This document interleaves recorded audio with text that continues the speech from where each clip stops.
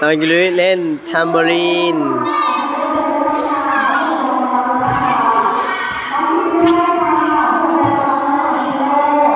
สนุกสนานกันใหญ่เลยโอ้ยระวังโดนกันครับครับโอเคครับกระโดดเร็วระวังน้องตกนะระวังน้องตกนะค่อยๆลงอุ้ยระวังลื่น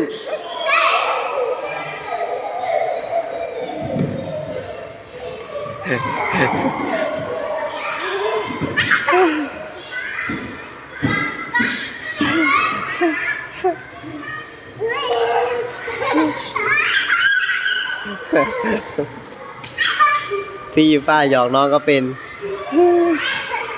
ยูริอย่าปีนนะลูกอย่าปีนนะครับเดี๋ยวตกนะ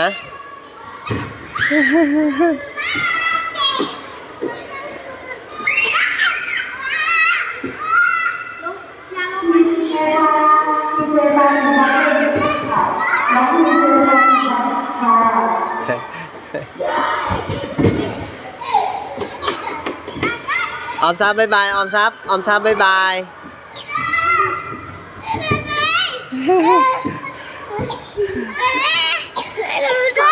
โอ้